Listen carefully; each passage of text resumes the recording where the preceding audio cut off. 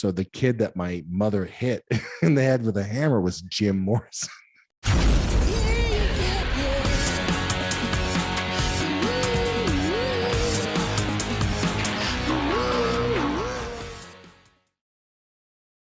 Yeah.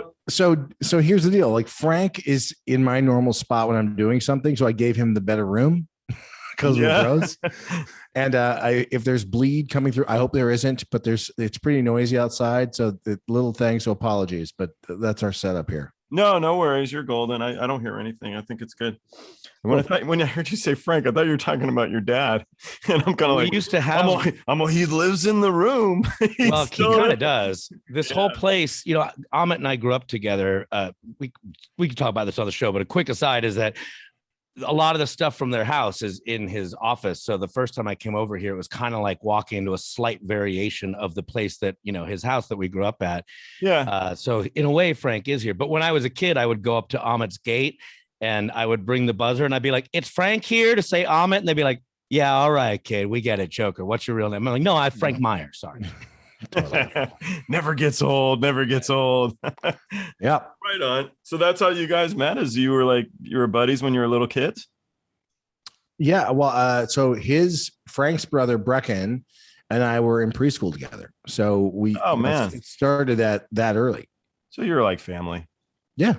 Okay. No, I mean, anytime years can go by and then when I see Frank, it's all smiles. I mean, I can't even tell you, there's so many shared moments and experiences that are either, things that Frank did with my brother, things that Frank and I did together. Frank took me, because he's a little bit older than I am, it took me to see like First Blood for the first time. I became a Rambo fan because Frank was like, "Dude, you want to go see this movie?"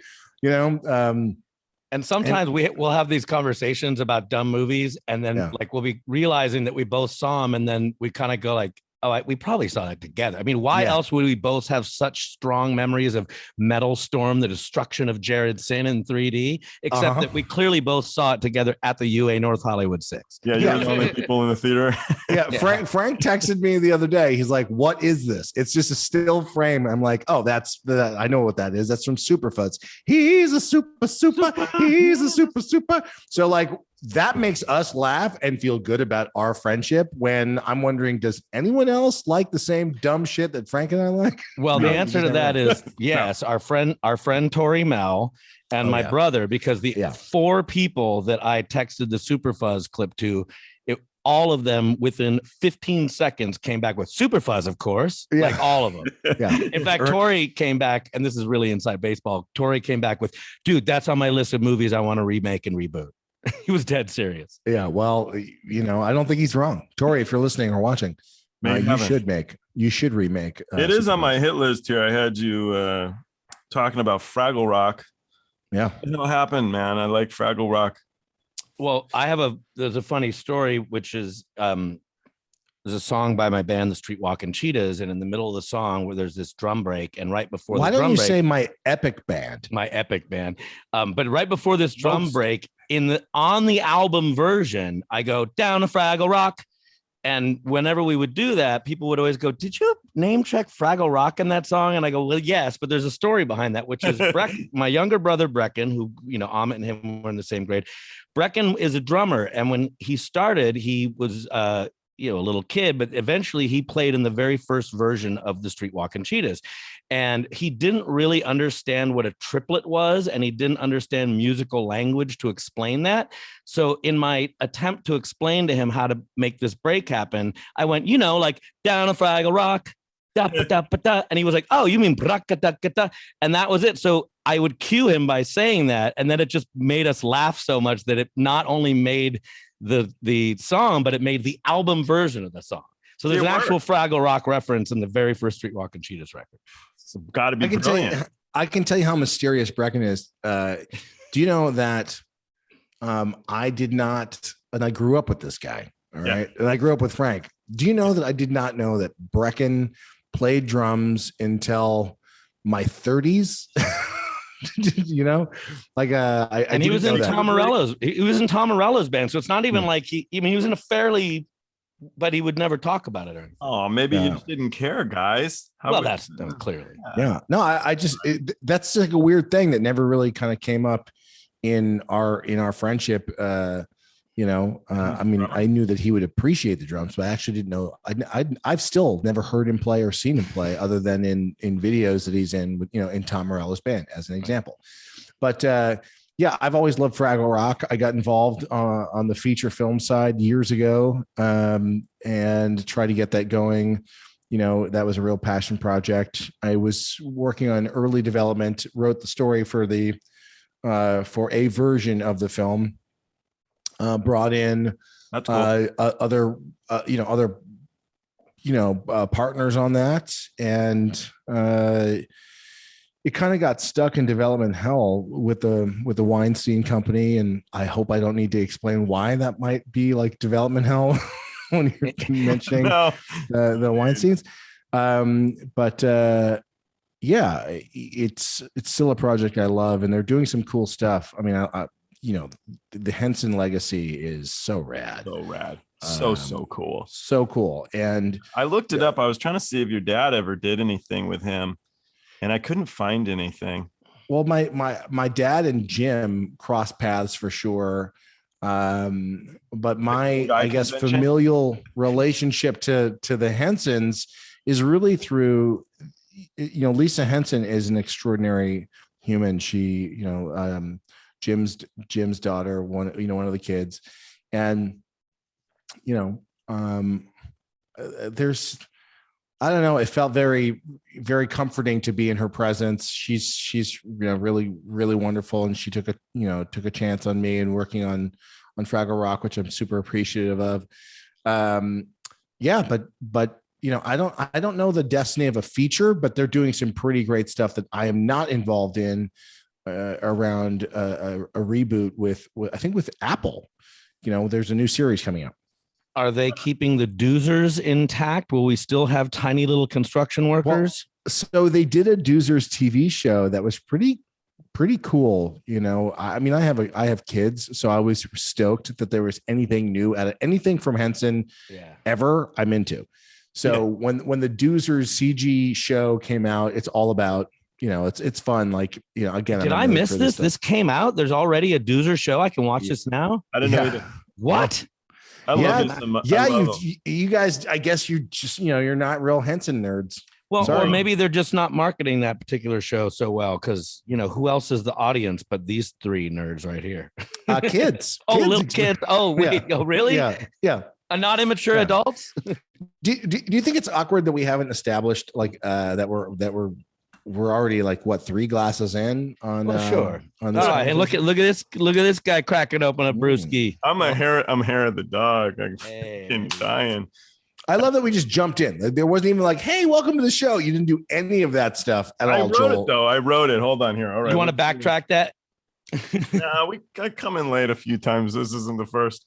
I just like that. I didn't think either one of any introduction, but I am going to introduce Frank's better because I got a funny haha for you. So Frank Meyer is the author of On the Road with the Ramones, When the Wall of Sound Met the New York Underground, Van Halen, A Visual History, 1978 to 1985, and From Dude to Dad, The Diaper Dude Guide to Pregnancy. As a vocalist, he's worked with James Williamson from Iggy and the Stooges, the Streetwalkin Cheetahs, the Antivirals, Blind House, Thor, Wario Soul, and with Supersuckers frontman Eddie Spaghetti. He's directed the film Risen, the story of Chron Razah Smith, and he's worked as a senior content producer at Fender Musical Instruments from 2016 to 2020. Ahmet Zappa is my second guest. He's an entrepreneur, New York Times bestselling author, film and television screenwriter, director, producer, musician, inventor. Wow. And the radio talk show host of Rocktails on SiriusXM. See, I had an intro. Boy, you make us sound pretty impressive. Welcome. It is impressive. So my first question is, good to be here. Well, I didn't ask you that, but that's okay. we already know. I didn't say it was good to be here. I'm disgruntled. I'm gonna ask about your book. Oh, I mean, yeah, it's terrific to be here. There we go. All right. So the book here from the Diaper Dude Guide to Pregnancy. Do you think we could do like a spinoff from like for old people in diapers, sort of like rock stars that need diapers now? Yeah, like diaper dads. Diaper dads needing diapers again. I did a spinoff of it. The first book was called From Dude to Dad, and it was everything that a man needs to know during the 9 months that a woman is pregnant, which is generally the time when men are just asking lots of questions because they don't know what the hell is going on, but they're embarrassed, or maybe they're getting, they feel like, oh, this is too stupid for me to ask. So we kind of like laid all that out in sort of a fun anecdotal way. And that book did really well. So we actually wrote a follow-up to it called Diaper Dad, which is sort of what you're saying in that it's taking helpless dads and telling them what to do for the first 2 years of a child, which is not unlike what you would do in the last 10 years of an adult, meaning it's a lot of gingerly telling them what to do and putting them in diapers and hoping they don't tip things over. Saying like, and it all comes back to Fragglerock. But the only other thing I would say, because it's terrifying to a child to say this, but hopefully to an adult, like, and soon you're going to die. Yeah. Don't worry. It'll all be over soon. The pain will go away. You can't say that to a kid. You can't, Ahmet? No? Yeah, no, you can't. This pillow that I'm putting over your face. Put that in the book. To snuff your life it's the Lord's work. Maybe the third book should be about ending lives. I've written 2 books about beginning lives. Maybe the third, and really just take it full circle, is just how to end a life. Yeah, the Jack Kevorkian guide. Frank Kevorkian here. Yeah. Or the Jack Death. The Jack Death. Thank you, because I was about to go there. Yeah, yes. The Trancer's Guide to Killing. Yes. You could just call it Diaper! Exclamation mark. Ooh, because then it has a lot of meanings. Profound as all hell. Ahmet, I'm just so happy that you're the first one to mention Trancers during this podcast, because I'm always the first one to drop a Trancers reference. Ahmet knows that Trancers is my favorite movie of all time. Yeah, but see, I knew that. That's why. That's what makes me a dick. That's why we're friends. Yeah. Well, I put it in there first. Yeah. Oh, wait a second. That is a dick move. It is. I thought you were giving me a salute. I just realized you literally just stole my thunder. I stole your thunder. What do I have to talk about now? Nothing. All right. Other hard-hitting question. There's more. Cool. Ahmet, did you ever think about naming your kid Rick? No, I didn't. I did not think about naming my son Aero Dioro Leon Zappa Rick. But Rick Zappa here coming at you. Yeah, this just in. My name is Rick Zappa, and I just want you to know that my name rhymes with dick. I'm super bummed out that there was a moment in my life where I thought that was a good idea. I was on to something because there was 2 options.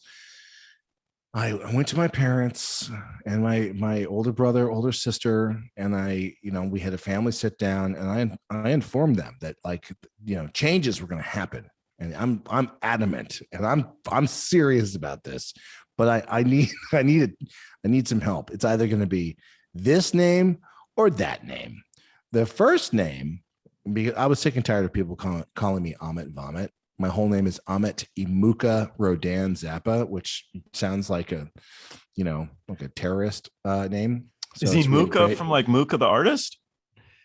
Imuka is actually a name my dad used for an orchestra on one of his earlier records. Okay, it's a part of the name of a. And Rodan is the artist. Rodan is not the artist. Rodan is a monster from Godzilla. That's right. Big rubber monster bird, a pterodactyl that would destroy Tokyo. A pterodactyl with feet.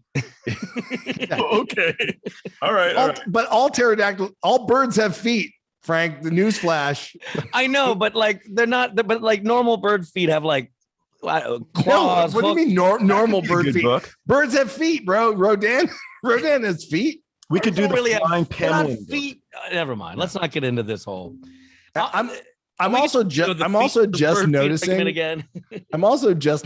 Frank, that for those of you who are watching this for whatever reason, you have 2 Ahmet Zappas on your show, Joel. I know you doubled. You might want to. They actually don't see your name. It's only me who sees. Okay. Okay, well, what I'm seeing is like two Ahmet Zappas, like underneath He's Frank Meyer's name. everywhere. He's everywhere. So, anyway, sorry, your story. So you were I hated my name.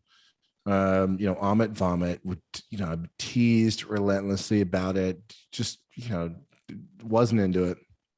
So I was like, I gotta make a change. And I was really into Battlestar Galactica, as one should be as a child. Clearly, yes. And it's so fracking awesome. It's so fracking awesome. And I thought Starbuck Zappa would be really cool. My older sister's name is Moon, which is super dope. Dweezil has a name that kind of sounds like the weird dog robot on the show, but put a lot of thought into this. Yeah, I was like, I think my name should have been Starbuck. And then I realized, like, well, no, if people are making fun of Ahmet Vomit, Starbuck, and they realize I named myself after a character from Battlestar Galactica, then that's going to be even worse. And wait, can we curse on your show? Oh, sure. Okay, then not to mention Starfuck. I was not. That didn't dawn on me. Okay, it would dawn on me immediately, and neither did my second choice of names, which was Rick, because Rick is a powerful name. I love Rick. Rick, good. There's so much that a Rick can do, and let me tell you where I got that name, because our house was under construction, and there was a guy who basically was wearing, cowboy cut off Daisy Dukes and a cowboy hat. And I was outside, and I guess he was on break or just simply decided not to work. But our swing set, he was on the swings and he did a flip off the swings. Oh my God. Like, Rick is the boss. Rick is a boss. Did he have his balls hanging out of his little shorts there? I mean, I don't know. Look, I don't know what his sexual preference is. I'm guessing that he was someone who might enjoy might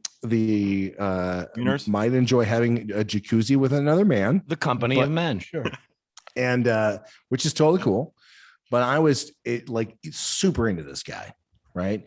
I like, it was like when I would see him out the window, it was like he was just harnessing the power of the sun. Like he was a fucking angel. Okay. Mom, Rick's here. So you're saying you almost named your kid off a construction worker that just happened to be on a swing at your house? No, I was not naming my kid this. I saw this guy. You wanted to be named. Yeah, so his name was Rick. Frank's trying to be you. Yeah, so catch up here, Frank. There's a lot of information going on here. Well, his dad did an interview at some point in time, and they asked him, I don't know what actually, but part of the interview was, do your kids like their names? And so he said, well, Ahmet wants to be called Rick. And so I'm telling you the origin story of that moment, Frank. The backstory. So this guy Rick, he would eat. Frank, you're gonna love this reference.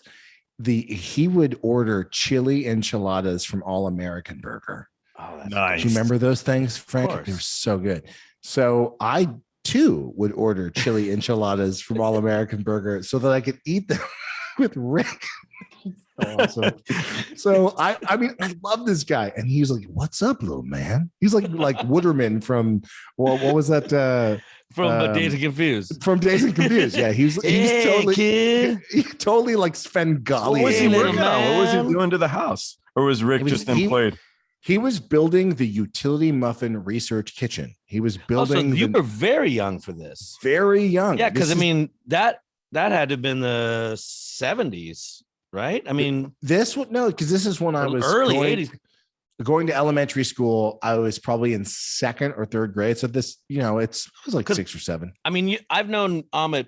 We've known each other most of our lives, and I feel like the first time I went to your house, I know for sure that the studio was already built, and that would have been maybe 84. Don't you remember we would climb the scaffolding, like a 3-story, 4-story scaffolding? Oh, and there would be all the sand in the front of the house, and we thought this was non sequitur. We thought when cars drove by that they would believe we were statues and like total dumbasses. We're lucky we're not dead. We would pretend to be a statue and then drop off of like 4 stories of scaffolding into the sand pit. No problem. No problem. Go ahead, kids. You got to roll. Jump 4 stories into, stop, drop, and roll. I had a Rick. So anyways, you had a Rick? Yeah, I had a Rick. I'm a little kid, and they were building my kitchen. They were doing like the utility room cabinets or something. And so the guy says to me, he's like, you know what you got to do with your life, kid? Mm-hmm. And I'm like, yes, Rick. And he's like, you want to be a gynecologist? And I'm like, oh, I don't. Okay. So I go in and I talk to my mom, like, Mom, I want to be a gynecologist because Rick says so. And my mom was livid because I'm like 2nd grade. But what does that mean? Yeah, well, if this was a sitcom and this was on TV and that was the scene where, you as a young kid goes in there, right? Then Rick would come from behind the corner and go, Vaginomite! And we would all laugh. So just finishing my story about my personal Rick. Sorry. I was like, well, I don't want people, thinking I'm copying Starbuck. And Rick is so cool. Rick is so cool. I want to become Rick, right? That's a fucking awesome name. So I tell my parents, I want to change my name to Rick. And they're like, are you sure? And so a deal was struck. Okay. I could try it for like a year. I could go for it, but they're going to call me that. I have to stick to my guns. They're going to teach me a lesson. I think they knew what was going on. I didn't see it. I couldn't see, into the future. But I was like, okay, great. You're cool with this? I can call myself. You're like, Rick my now? name's Rick. No one could ever make fun of that. Yeah, exactly. I had no idea. Did you keep getting the enchiladas?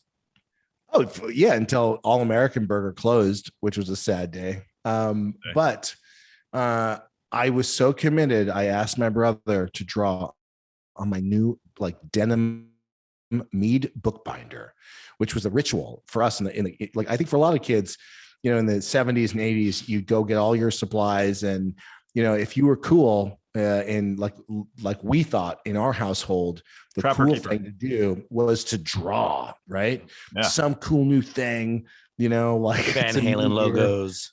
And my brother is a great artist. So I was like, Dweezil, can you please draw my new name is Rick in big block letters on my mead bookbinder? And so he looked at me. My brother's 5 years older than me. So he knows what's going to happen. He's like, oh yeah, absolutely. I got you, bro. No problem. As big as you could fit. My new name is Rick on my bookbinder. Okay. I was so happy. I was like, unbelievable job. I'm like, he's spending so much time. The pride I felt. I was like, my brother loves me so much. He's doing this. He never does stuff like this for me. Like he would never stab me in the back. Totally. This is, oh my God, he loves me. So he fucking does an unbelievable job. Like Da Vinci couldn't do a better job, but my brother handles it. My new name is Rick. And I go to school. Oh, let me just, I thought you were going to say that he handed it back to you and the R was a D and he just taking it over. No, he kept saying, are you sure? Right. And I supervised the whole thing. I was like, this is incredible, dude. I mean, it was like in heavy metal magazine, like rock and roll font, right? It was awesome. And so I go to school and I'm like holding this thing, like, my new name is Rick. Can't you tell? Like, check it out. And within 2 seconds, they're like, what's up, Rick the Dick? And that really fucked my whole world up. Oh, for 2 reasons. I know it's inappropriate, but at the same time that I want to change my name to Rick the Dick and didn't realize this or remember this, but the second they said Rick the Dick, that happened. I remembered the movie starring Tom Hanks, Bachelor Party. Oh yeah, because I watched it all the time because Tawny Katane takes him out, and that's so awesome. And she's, God bless. I miss her. She's a great actress. I shouldn't maybe be saying that, but I was in love with her. I mean, later on to find her dancing on Jaguars, the hottest of all time. Oh God, on cable, this was a movie that ran. And that scene with Rick the Dick, where I guess these women go to Chippendales, and this guy Rick puts his penis in a hot dog bun, and a girl is pulling it, right? I associated that only in that moment. I was like, oh no, I can't be Rick the Dick. And in a loop, I played that scene from Bachelor Party in my head, so I was miserable. I said, Mom, Dad, Moon, Dweezil, yeah, we got this can't continue, this can't happen. And they're like, no, Rick, your name is Rick. And for a year they basically called me Rick. So that is the longest way. You're good to be on the show. See you guys later. That was the longest story in history. Great to have. Thanks for having me, Joel. Thank you for having me. Yeah, I gotta be honest. Perfect.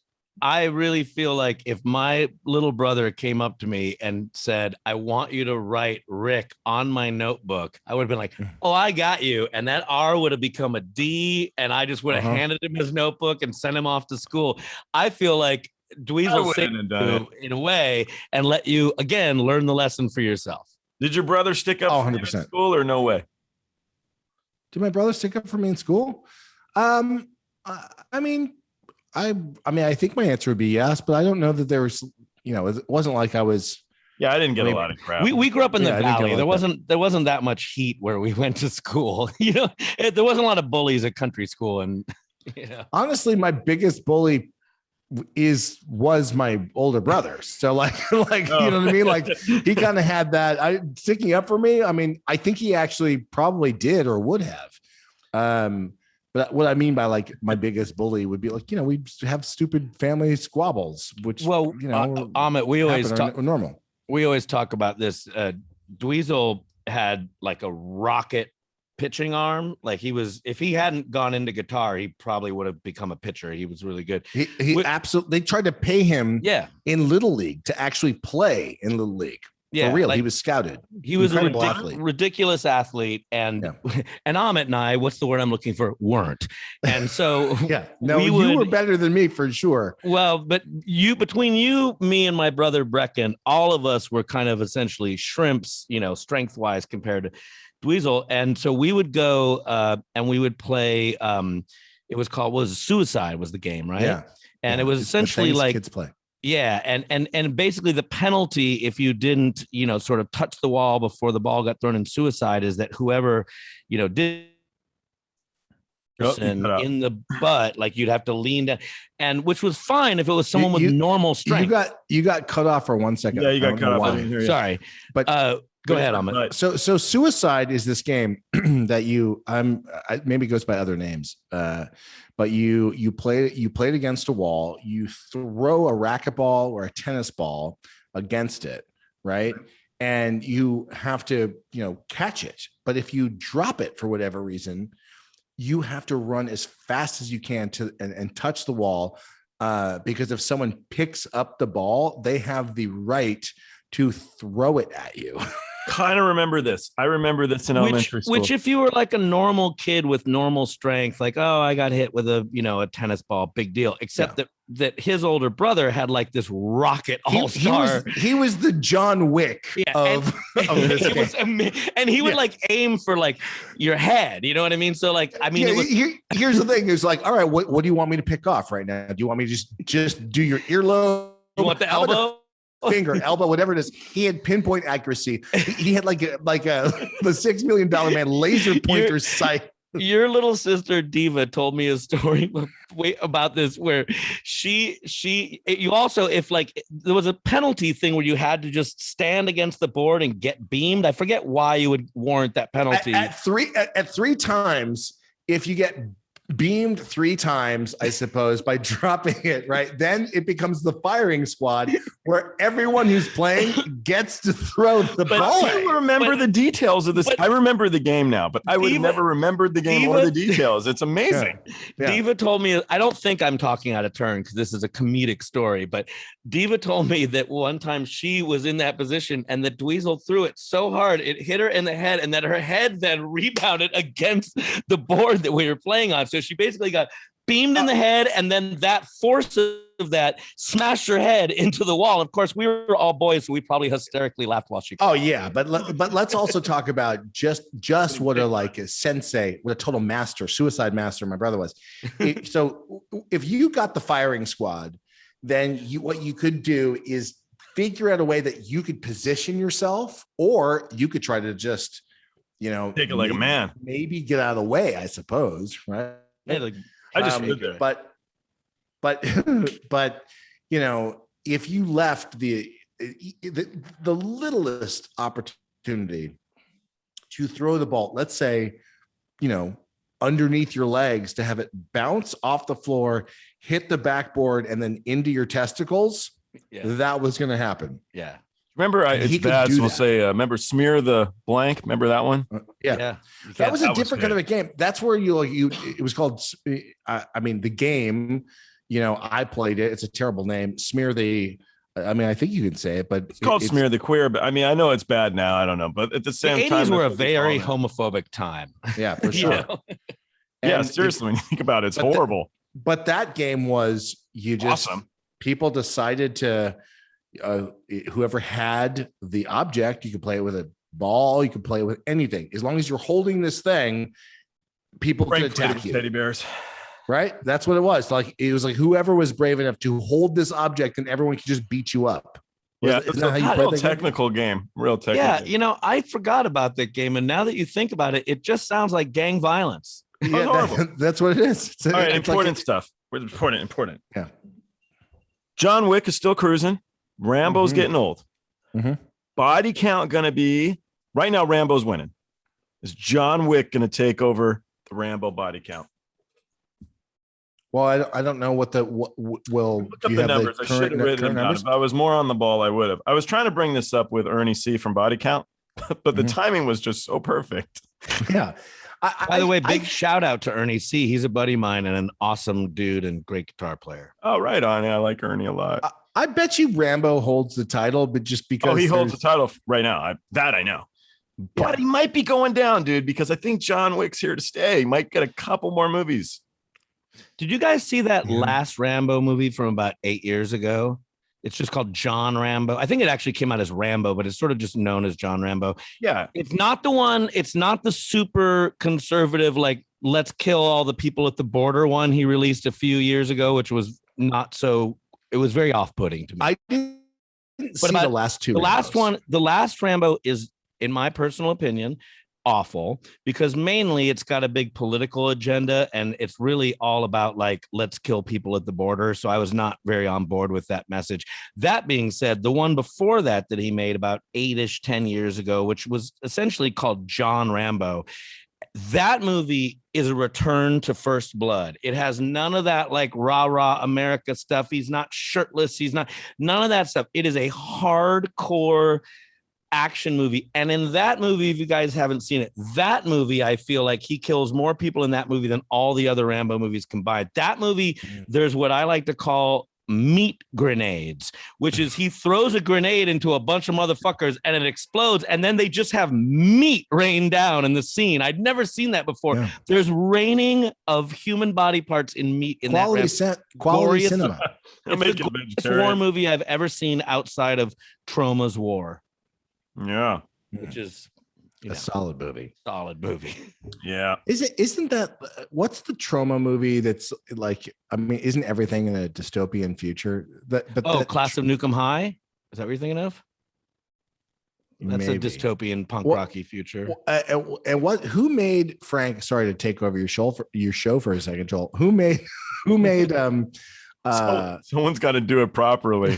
who made the movie? I forget what it's called. It's like something. I want to waste Frank's time in like Frogtown. Hell Comes to Frogtown with Roddy Piper and Shannon. Oh no, it's not Shannon Tweed.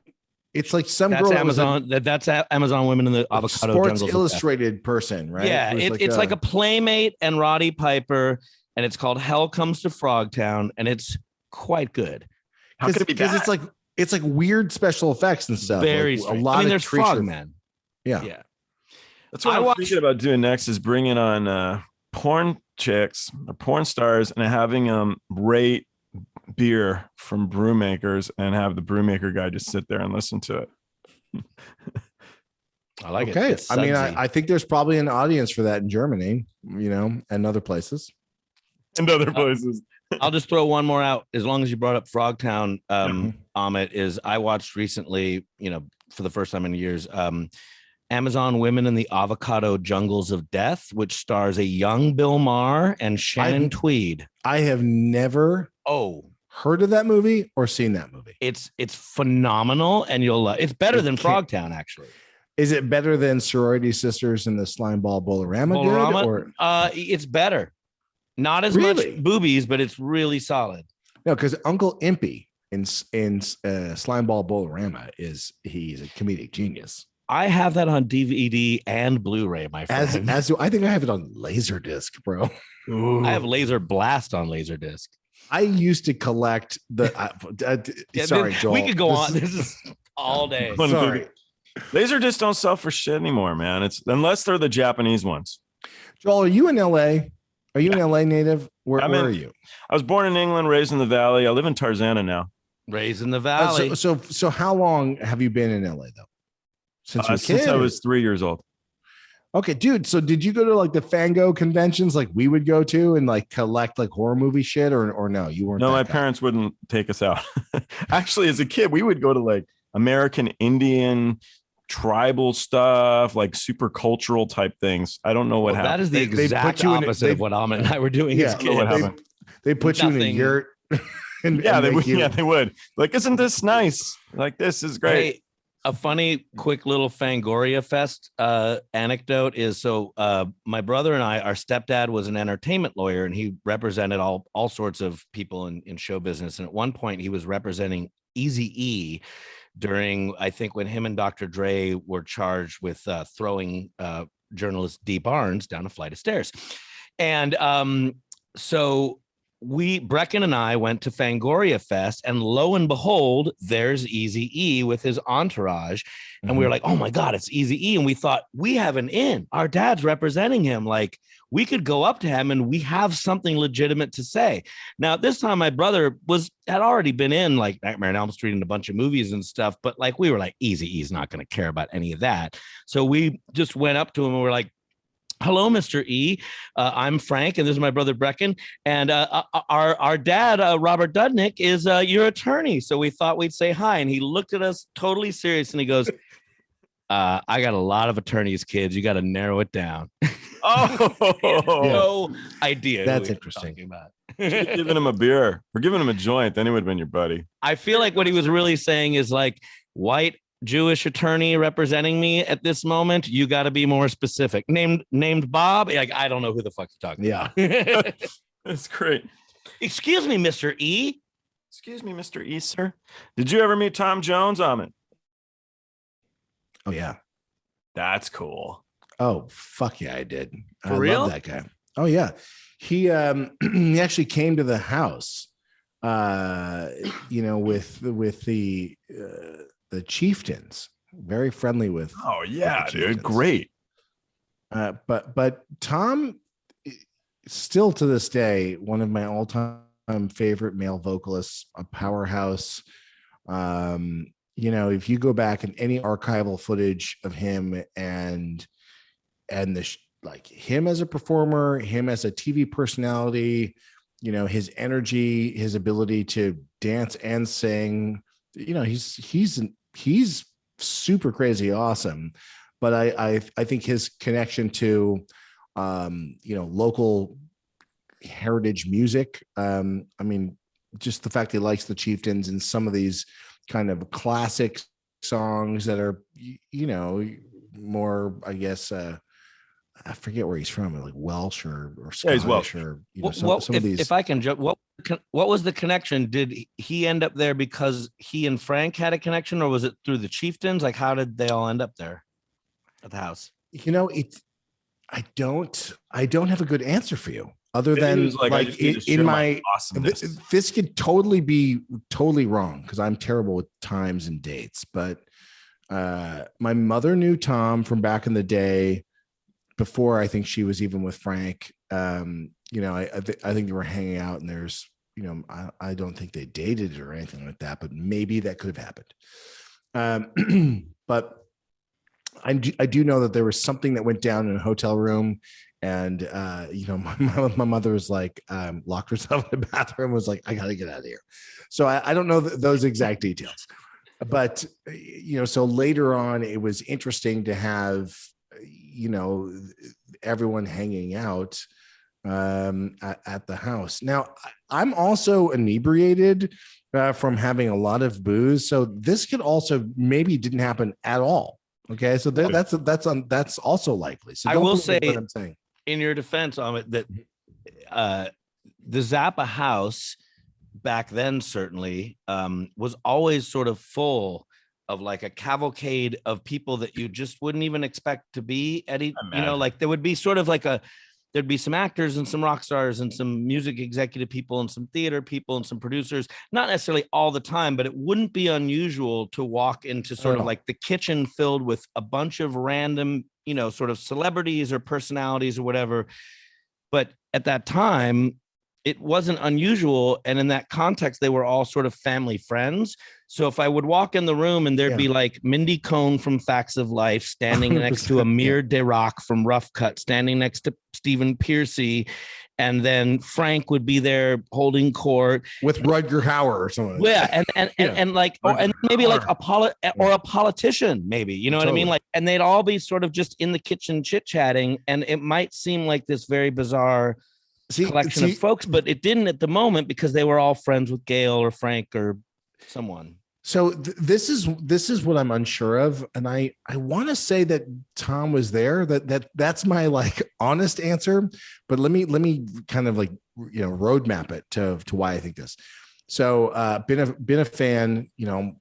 I think I'm the only person in the household that was discovering his tracks and buying his records, right? Because it wasn't like I was exposed to it, but I heard what's New Pussycat, and I just flipped out for that particular track. Then started buying all of his records, and my brother and I went on Conan O'Brien when he had a talk show on NBC, and I did like my own version of a Tom Jones impersonation because I'd seen videos of his dancing and how rad he is and blah blah blah blah blah. But they somehow organized getting Tom to call in to the show, and I flipped out, right? So I think that was my first encounter, kind of just connecting with him. And then I now here's the part that's sticky. I recall that my dad was alive, but maybe not, right? Because then the Chieftains would hang out. My dad really loved the Chieftains. We became friends with that group somehow. And Tom was someone who would perform with them. And I just have this recollection of somehow Tom coming over, and I maybe he hung out with Frank. Maybe Frank had already passed. Maybe just the fact that the Chieftains were like, we spend time with Tom, and maybe because I met Tom via telephone on a talk show. Maybe that's why I think, oh yeah, I've met the guy. But I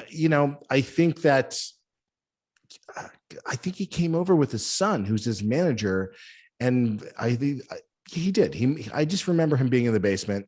And nice guy. I mean, is that a terrible answer? I don't fucking know, Joel. I feel like a total dumbass. Better answer. I don't know. I'm being honest. He was great. I love him. There's like a roadie thing, and I was like, man, that guy's like, Iggy Pop's such a good front man. This guy, Scott Weiland was such an amazing punk. And this guy would always like, dude, you ever see Tom Jones? Because Tom Jones is the shit.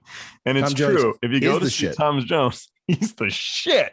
I've seen him perform a bunch of times, and when he's doing like, I guess, other people's music, which he would kind of do quite frequently. One of the best, I don't know if it was in Vegas or at the Universal Amphitheater, when there used to be a Universal Amphitheater, if memory serves. Anyways, him doing Purple Rain, the whole lighting setup, it would be just purple lights, and him crushing it, the vocals on that so hard. I feel it gets me emotional thinking about it. The house growing up, there are a ton of visitors, a lot of energy. My mom and dad, were very generous with their time. And, Frank can tell you, as kids, when people would be by, like, we'd roll into the studio. We could tell that, like, oh shit, we shouldn't be here right now. But it was always like, oh, come say hi, like, hey, I'm Ahmet, or this is Frank, or like, hey, sorry to interrupt. But you'd be like, oh my God, that was like so-and-so and so-and-so. I mean, it was pretty great. If Frank was recording, and because what was above the studio, we could like play like tennis or skateboard or use a pogo stick. that's when we would get into trouble because, it would show up on a recording because we were being too loud. But other than that, it was, I had sold some artwork for Anthony Hopkins, the actor guy, right? He's Welsh too. So I was selling some stuff for Anthony Hopkins, and we got invited to go to his New Year's Eve party. And Tony's like grandpa. He's an old guy and he's crotchety like grandpa. So we're going to go there. We're kind of lagging, and he doesn't drink. He's been in AA for friggin' ever. So whenever I'd see him, be like, Joel, you need to quit drinking. And I was the only one who wasn't really on his payroll who would hang out. And I told him, I'm like, well, Tony, I kind of heard you partied pretty friggin' hardcore and you're a young guy. And he'd be like, you need to quit drinking. I'm like, I mean, you have no booze at your party, Tony. There's nobody here drinking. But he was a cool guy. So we're going to New Year's party, and he's got all these big name people at the house and stuff. And then we get a call, and they're like, Tony's pissed off, party's off. And it's like 5 minutes till midnight. So Martin Sheen was there and some other people like that. So it's 5 minutes to midnight, party's off, Tony's pissed off, and everybody's got to go. So everybody's really mad because everyone's got to leave. Where are you going to go now? We got 5 minutes till the clock, whatever. And the reason why was because Mickey Rooney was there, and he was pissing on the front line. So he cruises out, and so the big joke was, the party was cut because of Mickey's dicky.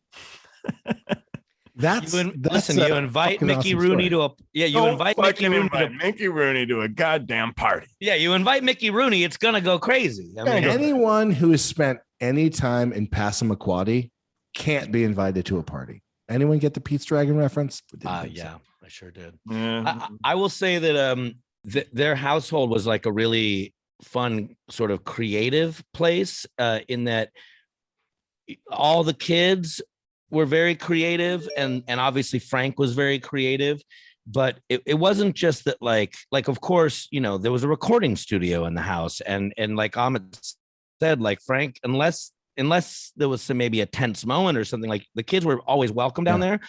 And so, I had just started tinkering around on guitar when I started hanging out with Dweezil and Ahmet. Well, I mean, again, at their house. I knew them for years before that. But by the time I came to the house, like I didn't really even understand how records were made or anything until I was sitting in Frank Zappa's recording studio. And then a few years later, Dweezil was making his records there. And a few years later, Ahmet and Dweezil had a band, and they were making their records, or they had this Joe's Garage, which was the accompanying studio. But even before all that, you mentioned this earlier, Ahmet, is that like his brother was a really good artist, and Ahmet was always a super creative kid, and Moon was very creative, and Diva was creative. They were all very creative. So like when you go over there, like at my house, there wasn't any creativity going on unless it was in my room when I was listening to Van Halen records, trying to learn how to play guitar. But you go to the Zappa's house, and like every room somehow had this like energy and creativity, and forgetting even about the obvious things like, oh, there might be like celebrities or famous people there. That actually was not nearly as interesting to me as just the overall temperature of the house, which was just bubbling over with energy and creativity. And as a kid, like that was kind of incredible. Because there was nowhere else that was like that for me when I was a kid, Did either one of you guys, did you have music that you liked as a kid that your families were like, what the fuck? Can you please stop playing that? Yeah. All of it. Yeah. All of it? Well, I mean, my parents, like, I don't know about you. I mean, Ahmet's parents were pretty musically adventurous. And my parents like classic rock and folk. So as soon as I started listening to Motley Crue and Slayer, they were just like, what are you doing? Yeah. I don't know. Ahmet, the bigger sort of like, what are you listening to person was not necessarily my parents. It was more my brother. Right. So he there was at a certain point, there was a real attitude about who was a guitar hero. Right. So we could all agree, obviously, that my brother and I thought Frank, I think it's safe to say that, we think Frank is one of the greatest guitar players of all time. But my brother was really into Van Halen. He was really into Randy Rhoads, and he taught me to love those bands. He introduced me to those bands, and I still love those bands. But I then went down the road of like, wait a second, I'm fully into Eric Clapton. And my brother, I remember him giving me shit for, liking that. And that kind of that was a bummer, to have someone kind of judge you for, music that you were into. And that those are kind of like momentary things. But I remember, I bet you, I have no idea if my brother even likes Eric Clapton or kind of got into any of their bands that he was into. But, like even just recently, maybe I was telling you this, Frank, on the Eric Clapton front, this is the first year I started getting into JJ Cale's records. Oh, hell yeah. And I knew that Eric covered those songs. I never, knew that there were other recordings of those songs. Yeah. And shame on me, because if you want to get into something fucking awesome, listen to JJ Cale's version of Cocaine or JJ Cale's version of, After Midnight. Yeah. After Midnight. And that's an experience. Those records are phenomenal. So good. So he was like the edgier version, like Clapton, I feel like took those great songs and kind of made these more polished sort of commercial versions of them. And then when you hear the Cale versions, they're like a little edgier, a little rougher. You're like, the songwriter always has that vibe. There's more magic usually to it. I think that it's really hard to cover a song successfully. I think it's very difficult to do. Like like no one else in the household was listening to Bananarama or the Thompson Twins or Depeche Mode as much as I would, as an example. Like they were like, okay. But yep. I think we can all agree we were all listening to Paul Young No Parlay. That album. Yeah. I don't know if you know that follow-up record too. Yeah. The bass playing on that record is so good. Rad. All There's fretless. So many, yeah. Yes, and yes. Hold on, one term for you, sir. Cuckoo Karama. Yeah. Cuckoo Karama. Yeah. All right. The Zappa documentary's been out for a little bit now. What's your favorite moment in the film?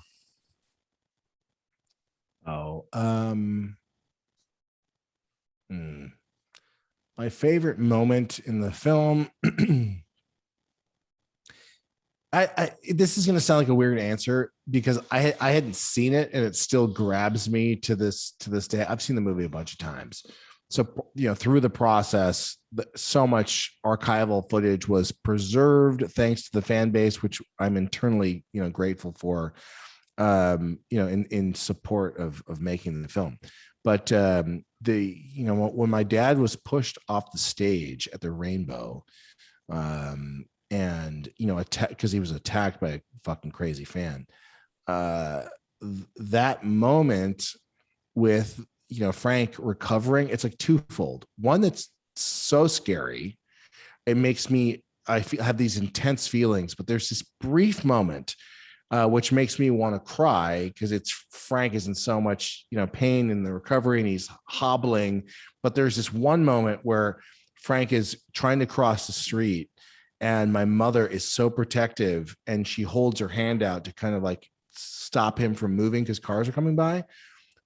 It's like it's so many emotions at the same time, because when we would sit in the front seat where my mother was driving 10,000 miles an hour, chain smoking, she would do that same sort of protective move. So I love seeing my mother being protective of Frank, but at the same time, I hate that he was attacked. I hate that he's in pain. I hate that he was having to recover. So many things happened in that moment, but then also is very familial in how my mother was that way with all of us as kids, in her natural instinct to be a human shield, That's good.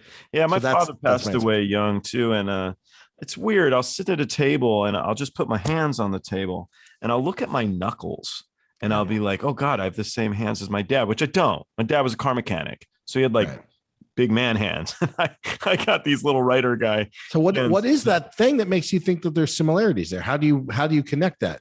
I don't know, but it's like the way that I put him on a table.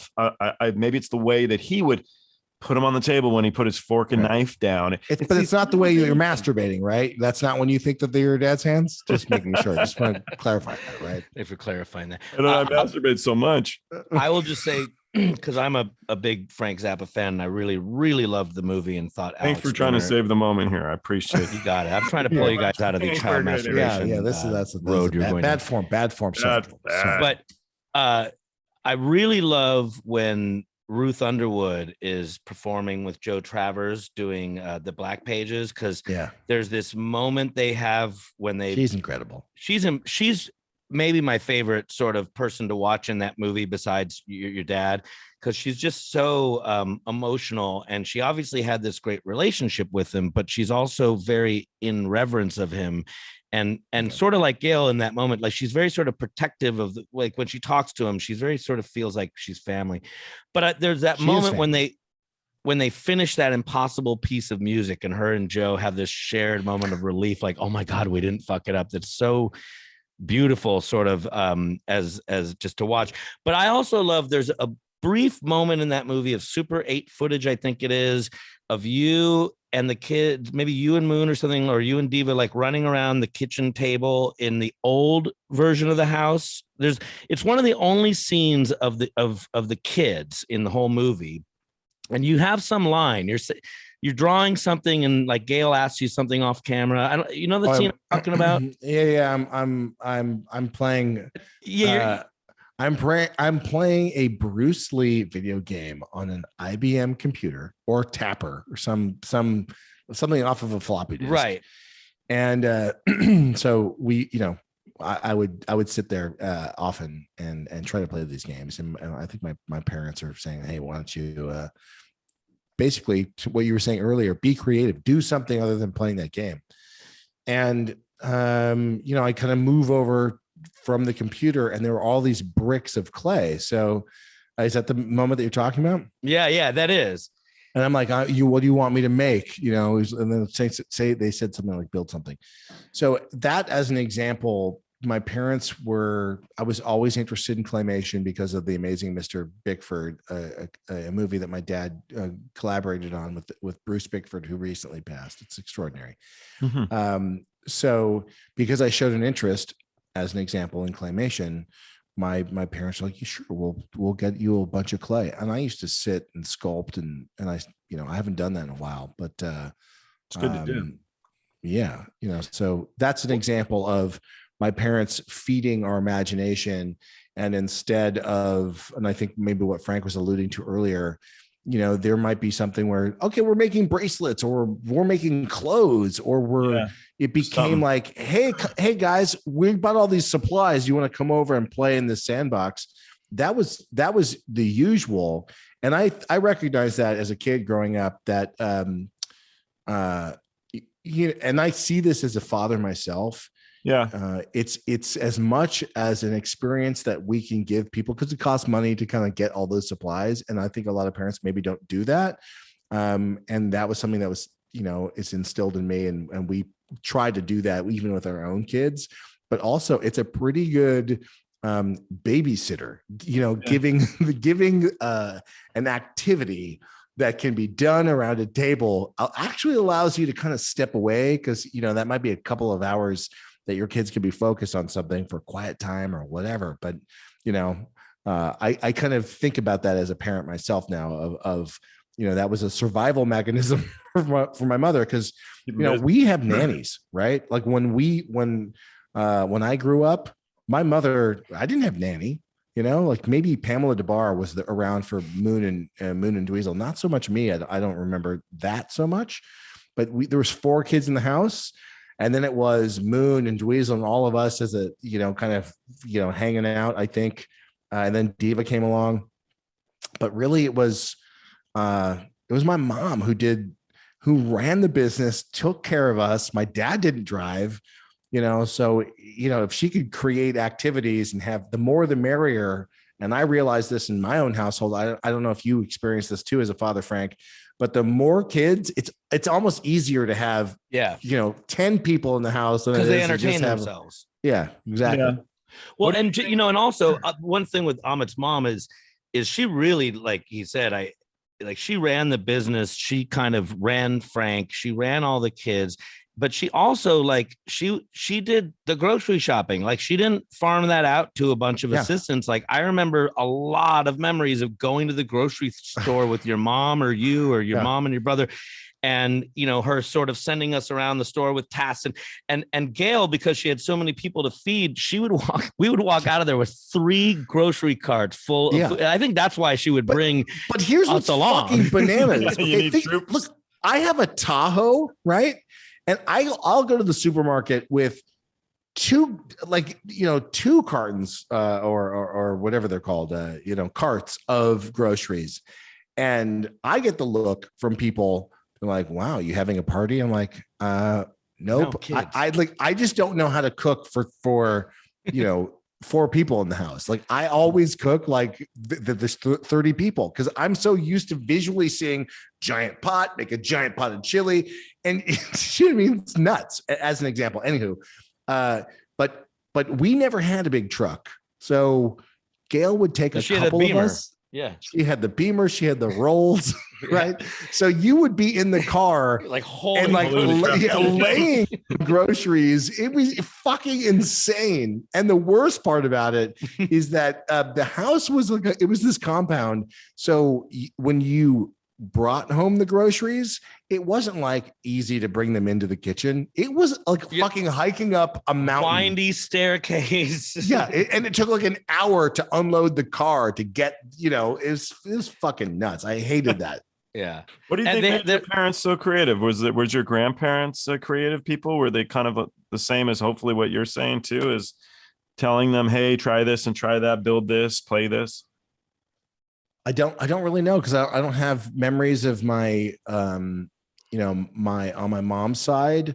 I just know stories about my grandfather, which is pretty interesting. I mean, he invented the first atomic submarine, or was one of the inventors. The Polaris sub. He helped pioneer supersonic flight. Just recently, they decommissioned. Like you can look up Aquatone, like at Area 51. Just recently, I'm seeing these declassified like documents. So John Klein Sloatman Jr. is my grandfather, and he was a commander or a captain or something, and involved in some. He's like James Bond, right? But also was a scientist. My mother was at Area 51. Like I was saying, she was in Roswell, and one of the things that she got into trouble for was hitting a boy over the head with a hammer, and also getting into trouble for climbing like a water tower with this kid, right? Damn, mom. Come to find out later, in this community, and I think you can even look all this up, and you're going to see some interesting names. That boy's father, was Mr. Morrison. So the kid that my mother hit in the head with a hammer was Jim Morrison. No, Jim Morrison from The Doors. And they met years later because my mother she had an apartment above Book Soup and in Los Angeles where Jim Morrison would hang out and kind of read. This is just crazy military stories, military histories. So I didn't know my grandfather on my mother's side. I got to know my grandmother on my mother's side very well. Loved her to pieces. Cool. I have crazy stories about her. But then on my dad's side, never met my grandfather. On my dad's side, he was also in the military. I think that he had some creative tendencies. He was musical a little bit, but he wrote like books on gambling, right? And I've recently found letters from my dad's mom and dad, and the correspondence is pretty. It's interesting. It's not like I love you and when are you coming home? I miss you. It's none of that, right? It's very different than how we were raised, I would imagine.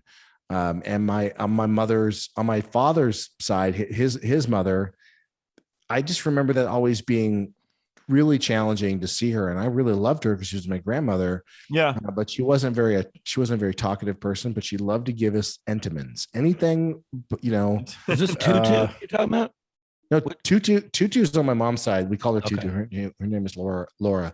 But Rosemary, my grandmother on my dad's side, she, they were Italian, and my Did she bring you Entenmann's?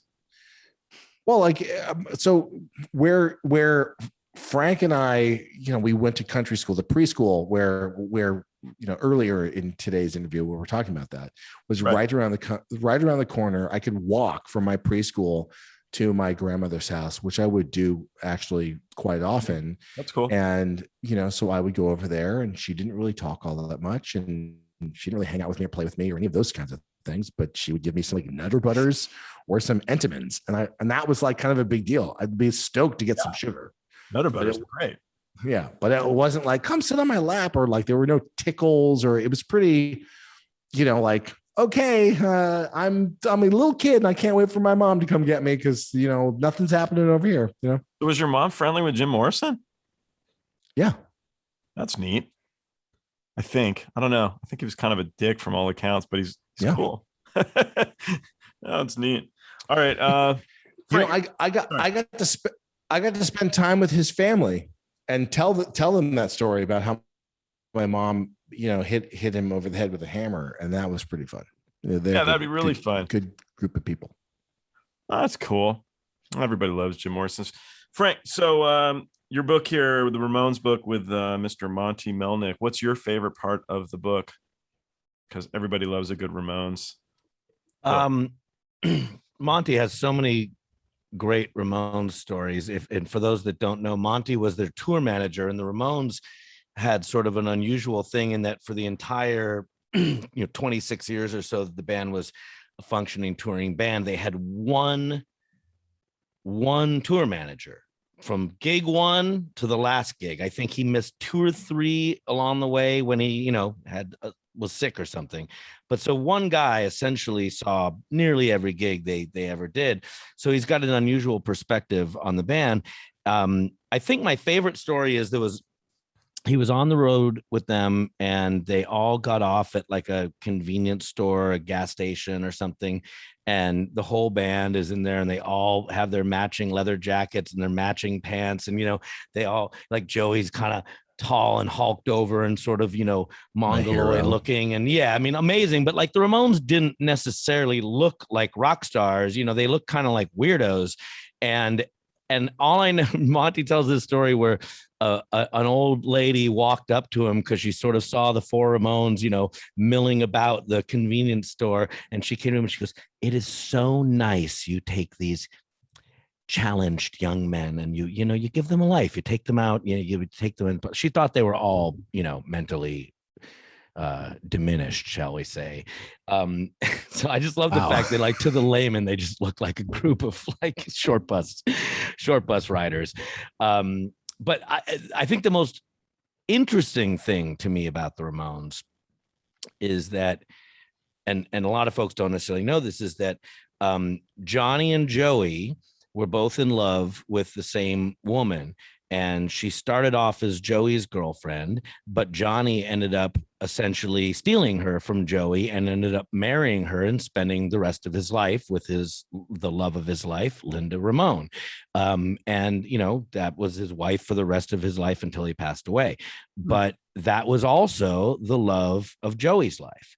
And Joey never forgave Johnny for stealing his girl.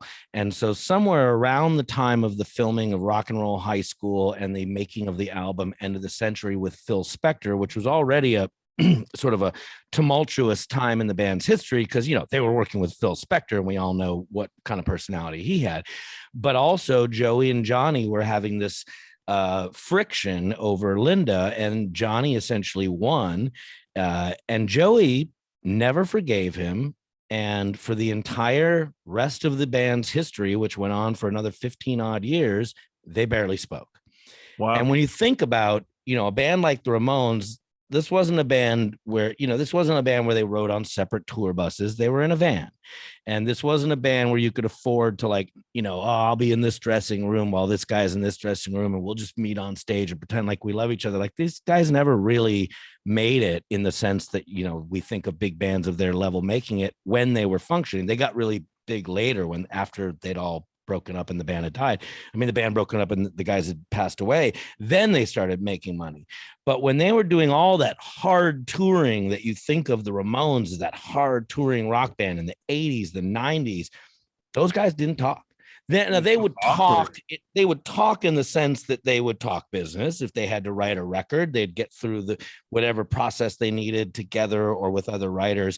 So I mean, they were smart enough to realize, like, we're in a band, we're in a business. This is how we make our money. You know, we're not going to break this up over this personal issue. But the personal issue was huge. And one that they never, and that was one that they never got over, and the band, and they never reconciled. So 2/3 of the history of the Ramones involves the two main guys, the two main writers, the two main visionaries. I mean, you know, of course, Dee Dee was a huge writer in the band, but being completely at odds and not talking at all. When I toured with Poison, I never saw CeCe and Brett ever together, ever talk. Well, have you met CeCe DeVille? The guy's a nightmare. Who wants to hang out with CeCe? But Johnny, I love CeCe too. Actually, to be honest, I actually know CeCe fairly well, and he's a delight. He's a great guy. I think he's a musical genius, man. His knowledge of music is so huge. And in my book, there's one of the big things everybody says, you know, so do you and CeCe still talk a lot? And I'm like, no, I don't. And they're always like blown away, because when I talked about him throughout, I revered him. As a sober guy, he was really cool.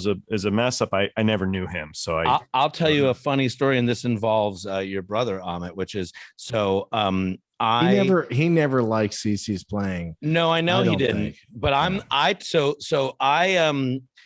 which, by the way, which would affect how I felt about guitar players, because I'm like, I'm going to lose to my brother. But I kind of do go back to Phil Campbell. Is it Phil Campbell from Motorhead? Do they have the same last name, or am I fucking this up? Phil, because there's Phil Campbell from Motorhead.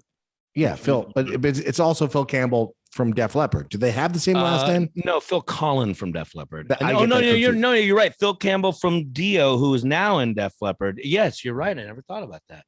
Okay, so Vivian Campbell. Sorry, we're messing. I get this confused. Vivian Campbell is Def Leppard. Okay, so Phil is who I love, who's a wild man as well. He's the guy that really transformed my opinion of CeCe. And I do think that to your point, Joel, that he doesn't get enough credit, and that is a very dysfunctional situation. I don't know enough about it, but with Poison and all of that, but I don't know. I just know that I dragged Dweezil to go see Poison at the Country Club when they were still a local band. I think they might have been signed, but they didn't have a record out or anything. And I had gone to see them, and back in those days, bands would sometimes put their phone number at the bottom of their flyer and it'd be like, call the Poison hotline, come check the boys at the Poison Mansion. And I had gone and seen Poison, and I was like, those guys are awesome. I could call this number and talk to them. I called the Poison hotline, and I literally said, hi, my name's Frank Meyer. Is Brett Michaels there? And they're like, hold on, kid. Hey, Brett, some kid's on the phone with you. And a young, unsigned Brett Michaels like, hey, man, what's going on? Yowza. And I was like, hey, Brett. And I was so nervous that I wrote down questions like, do you also think that Hanoi Rocks and the New York Dolls are cool? Ba, ba, ba. Like, what do you think of Suzi Quatro? Like, trying to think of, like, what questions would you ask a glam rocker?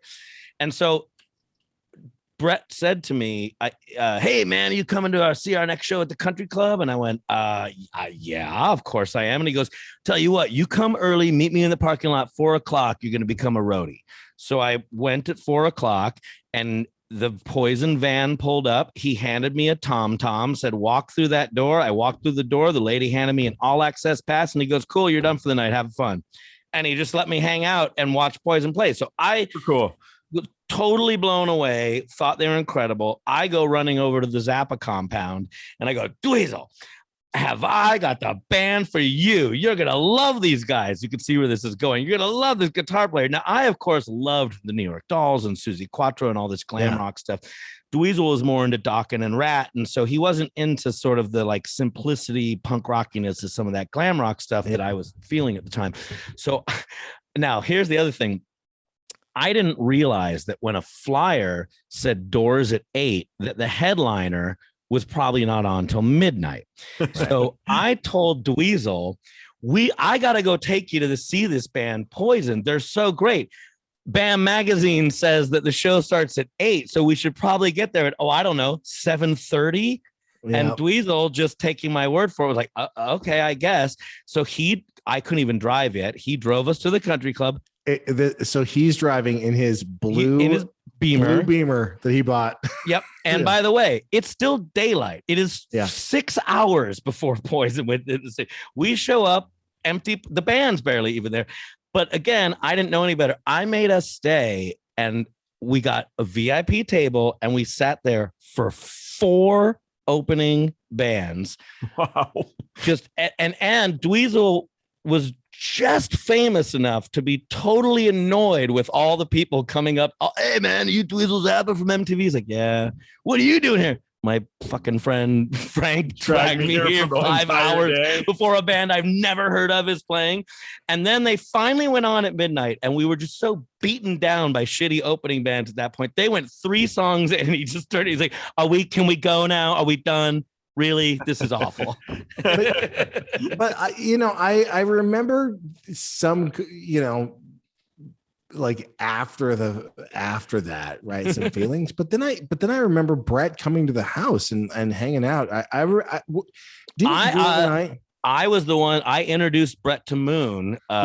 We did an MTV when Dweezil was hosting MTV. At some point, they did a special on the Sunset Strip, and I took them down. But go ahead. Don't you remember? I want to say it was you, Moon, myself, Bret Michaels, after an MTV Music Video Awards. Yes. And I just remember walking. And Martha Quinn was there. So we're with like Brett, but dude, you and I, do you remember we like, it was a freak out moment.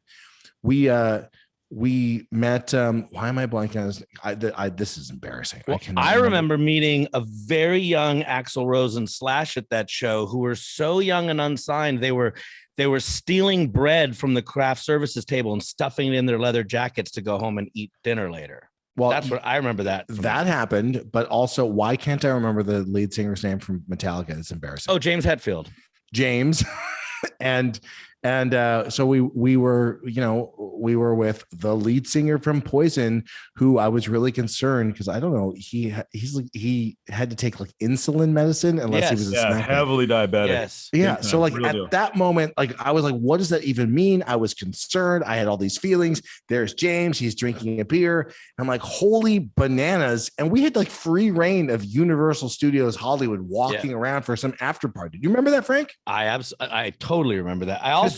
I remember it so well. I remember that Brett had leather pants with his own face painted on the right thigh. So like you'd look at Brett and then you'd look down and Brett was looking at you from his thigh. Like I'd never seen it. And they weren't really famous yet, but they were big rock stars. But the way that he was with you, like, hey, come down, kid. Like that's a guy who knows what, like, probably had a good childhood, I'm guessing, right? And that's pretty awesome to remember you, to take care of you. And I remember meeting him, and I just thought he instantly felt like an older brother. It was like one of the coolest guys, one of the nicest people you'll meet. Yeah, great memories.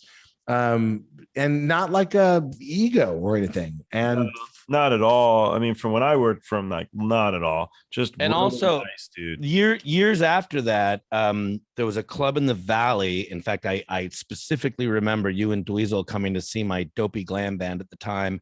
FM station. Yeah. And Cece used to hang out at FM station a lot. And there would be these sort of jam nights with all the local hair metal stars. And I remember that, who is that guy that co-wrote all those Guns N' Roses songs? Not Del James, but the other. He wrote The Garden, and there was a dude who. Stradlin? No, wasn't it? No, he wasn't in the band, but he co-wrote a lot of their songs. Wasn't it the guy? He's like also a member of the Mulholland Tennis Club. His dad was there all the time. I think so. Yeah, Wes Arkeen. That was his name. So Wes Arkeen was a guy who was hanging out with Guns N' Roses and writing, and occasionally at these No Bozo or these jams at FM station, like Cece and Wes would show up and there'd be these jams. And I remember my band played at one of the, I don't even think of it as FM station, but that's where I met CC. Anyways, my band played one night and CC came up to me and we had a song. We still do it. It's a sort of a power. This is the Streetwalkin Cheetahs. It was early days of the Streetwalkin Cheetahs, maybe the mid 90s. And I think we played before you had like a real sit down with Dweezil and I to decide on the name of your band. Yeah, exactly. and so it was an early Cheetahs gig, and somehow CC was there, and I'd met him years before at FM station, so we kind of sort of knew each other. But he came up to me after the gig, and we had a song called "Lookout," and it was a very cheap, tricky, sort of power pop sounding song. And CC came up to me, and again, keep in mind, like CC is a big deal rock star, so like forget whether you like Poison or not, like the guy's got a legit career, right? And he came up to me, and this was sober CC, not fucked up CC I'd met back at FM station, but this was sober CC. And he came up to me and he goes, "Your band is great. What was that third song you played?" I go, "Lookout." And he goes, "Who wrote that?" And I go, "I wrote that." And he goes, "That's a great song." And I'll never, he goes, "That's your talk dirty to me. That Lookout, that's your talk. I got talk dirty to me. You got Lookout. That's your song. Okay." Yeah. Okay. Yeah. About a year later, I'm at another gig at the Roxy and I see CC backstage and we kind of lock eyes and he goes, you're that fucking guy. And I go, what? And he goes, the Lookout. You're the Lookout guy. You're Lookout. Yeah. And I go, yeah, I wrote that song. Look at it. This fucking guy here, he could write a song. And I love CC, man. I feel like, let me just see this.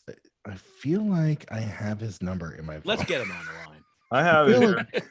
Yeah, and I don't. That is a big disappointment for me. Because I can give it to you after, unless he's changed it again. No, your impersonation of him puts a smile on my face because he's like a Sunset Strip Joe Pesci. Yeah, it's true. That's so accurate. Yeah, he's a good dude. Well, there are other bands that in hindsight that I'm like, oh, I should have liked them more, and I shouldn't have had such an attitude, like a heavy metal attitude, like that band's cool and that band sucks. But there is still one band. That I just, and some people like them, but I just, the way I compartmentalize their sound, I'm a massive Tom Kiefer Cinderella fan. Sure. Massive. Sure. Okay. And I loathe Brittney Fox more than any other band. Because they're like a shitty Cinderella. Yeah, they're a shitty Cinderella. Thank you, Frank, for backing me up on this. So, but now here's what's happening in my old age. If you tell me you're a Brittney Fox fan. No. Okay. No, I'm saying I have I had zero fucks to give basically my entire life, but something's happened to me where I hate saying like, yeah, I don't like Brittney Fox. Like that part of me that's like, oh, no, why can't we all just get along and love each other? I do. Something is happening to me now. And help me, Joel. Help me, Frank. Yeah. Where like I feel like I shouldn't say that I do not like Brittney Fox's music. I somehow feel like the world is at a place where like you're not allowed to hate anything anymore. But God damn it, I hate Brittney Fox. I do too. I do, and I'll tell you this: over the years, I love Kicks. I love Kicks. I'm Kicks. A Kicks guy. I'm a Kicks guy. By the way, this is gonna sound fucking crazy. I like Kicks more. This is nuts. I mean, I feel like this is the lie as it's coming out of my mouth, but it's kind of true. I should say this. I've listened to Kicks more than I've listened to AC/DC. Oh, I love AC/DC. Dude, so I just did this record. Me and Eddie Spaghetti from the Supersuckers made a record together, and we cover a Kick song off Midnight Dynamite. No, it's off the first record. It's called Heartache, and we got Brian Forsythe from Kicks to play guitar on it, and he was such a cool guy that I was like, "Fuck, did I not know that? Why didn't you call me?" Oh, ready for this? It's a all originals except we do two covers. We do Heartache by Kicks with Brian Damage Forsythe from Kicks, and we do My Sharona with Burton LeVay, the lead guitar player from the Knack, playing on it. That's very cool. Super cool. But rad. I'm such a Kicks nerd that when Brian was so cooperative around playing on our Kicks cover, I texted Eddie and I'm like, I mean, we should probably just ask him to play on the whole record if he's willing to do it. And he was like, well, yeah, we should. So I was like, Brian, could I just keep sending you songs and you just kind of play on the record? He's like, yeah, sure. So we got Brian Forsythe from Kicks all over our record. He's a bad, awesome. Oh, dude, he's a bad motherfucker. The reason I even got into Kicks is that I saw an ad in Hit Parader magazine for I think the Midnight Dynamite record, and they just looked cool. And Brian looked like Johnny Thunders and was wearing a New York Dolls t-shirt. And I went, any band that looks that cool with a guy that looks like Johnny Thunders in a New York Dolls t-shirt, that's my kind of scene. That's also like the same year. Didn't Loudness come out with their first record then too? Their first American record. They did 3 or 4 records in Japanese, of which I have all of. Yeah, Loudness. I was not like, the fact that I liked Loudness, right, was kind of like, why do you like a Japanese heavy metal band? I'm like, because so good. They fucking rule. I like the Japanese records the best when they didn't even sing in English. But I'll tell you a funny story. And actually, you might not know this one, Ahmet. I turned your dad, Frank, onto the solo record by Loudness guitarist Akira Takasaki, and he dug it. And the background to that is that Dweezil came to my house one day, and I was a big Loudness fan. I was like, Dweezil, I picked up this record at Music Plus in the import section. I have to interrupt you real quick. The best thing about going to see Frank, and I was like, can I go? Like, if Dweezil was going to go hang out with Frank, that was like, I kind of got to do like older dude stuff, or if I would see Brecken, it was always like, is Frank around? Because can we just look at his Kerrang magazine? Oh, I was big into Kerrang. Yeah. Yeah. Big into Kerrang. Massive deal, because I could get my full. Frank would tell me all about these metal bands, because my brother had very specific taste. It was Van Halen or the Van Halen. Right. But Frank I was into Hanoi Rocks and Venom and Rogue Mail and Hawkwind and Tigers. You play that shit. Yeah, you would play it because you had it. So yeah. And so Dweezil would give you shit though because he wasn't into it. Have you heard that? I mean, Dweezil just had very specific music taste, which was this. I mean, we also liked Dokken and Rat and Van Halen, of course. It's just that I think Ahmet was into different stuff and I was into different stuff. You guys have like arguments in the car over what to listen to, because I sure as hell with my buddies probably. But the quick story here is that Dweezil came over to my house and I said, I gotta play you this album. It's called Tusk of Jaguar by Akira Takasaki. And I played him this really weird piece off it that wasn't even really heavy metal. It was sort of this prog piece. And he goes, wow, who would really like that is my dad. Can I borrow this album and play it for him? And I was like, yeah, take it. So Dweezil borrowed my copy of Tusk of Jaguar, and a couple weeks later, I was over at the house, and I was like, "Hey, can I get that Akira record back from you?" And he goes, "Yeah. I think my dad's got it." And somehow or another, Frank ended up coming over and bringing me the record and being like, "Hey, man, thanks for that's cool. I like this." And so I have the distinct honor of being the person that turned Frank Zappa onto Akira Takasaki. Hell yeah! but here's the thing that's crazy is like we probably wouldn't have ever remembered that if we didn't somehow go on this tangent down this rabbit hole with you, Joel. CC DeVille to gate opener, because Frank. I mean, that's probably not something. Like, when was the last time you talked about Loudness with it? I forgot completely about that memory till you guys started talking about Loudness. Yeah. It makes it fun. That's what's so cool about music is when you do, and now you're hearing everything about it and you're like, I got to listen to Loudness. It's been way too many years. I'm going to totally dig it. It's fun. Do you have any stuff in the vault that you wrote with your father that you haven't released yet, Ahmet? No, I mean, like the tracks that people might be aware of that have been released, like Chalk Pie, Frogs with Dirty Little Lips, or things I collaborated with my dad on, Rat Tamago. But at some point, I mean, Frank was really fun in that if he, there's like one day where there's this really cool new synthesizer and he recorded each one of the kids. We all had a session where we just played and, I honestly don't know if some of the things that we were all kind of doing made it onto some other record. I was there. He recorded me on the Synclavier. Yeah. There's just different things that would that we would do. But we were going to do a doo-wop cover. Frank loved doo-wop, and he's like, he says, "Hey man, do you think you could sing like this?" I'm like, "Oh sure." It was a very, what era was this when you were in Z? Yeah, we were gonna do some vocals, but it didn't happen. I was practicing on some of the CDs and stuff that he gave me, records they liked, and I remember when Z, you guys played a record release show for Confessions at the Whiskey. Do you remember that? Mm-hmm. Well, that was Dweezil's solo record. But was that? Yeah, but you were on that record. You were singing for him at that point, though, weren't you? Or some of it. Yes, I was on that, but I don't know. I can't remember if some of the early. I know we played early shows.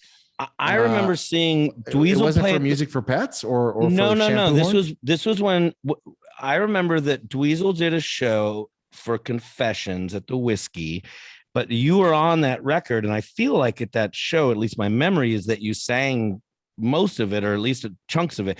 But my real memory of that show is that Frank had a table in the balcony area of the Whiskey to sort of sit down and watch you guys.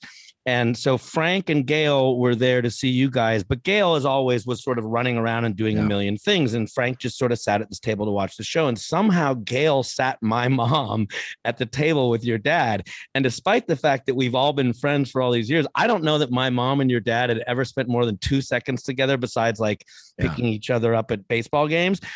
But somehow my mom and your dad, without Gail there to buffer them, ended up at this table and spent the whole night together. And I just can't imagine what they talked about. Yeah. But so I remember being at the Troubadour. Was it the Troubadour? No, I really think it was the Whiskey. Unless, I mean, there could be other shows you guys did, but I remember I'd have this memory of standing down at the Whiskey and looking up and going, is my mom sitting at the table with Frank? So how long has that been going on? Who do you think was a tougher hang? From your mom's perspective, is my dad the toughest hang? Or do you think from my dad's perspective was your mom? They each saw each other as the tougher. My mom to your dad but could not have been a wonderful hang. And I'm guessing that your dad was probably intimidating to my mom / Frank could be very comfortable not talking, or if you engaged him, he could be super, super chatty, but I could absolutely maybe see them not speaking a word to each other. You got to ask your mom this. I think one of the only times my dad really interfaced with your mom was this is going to sound so crazy, but one of the only very unusual things that we did as a family, because there wasn't like sports was a big deal. But we joined the Mulholland Tennis Club, and we mostly just so we could eat there privately, right? But swim.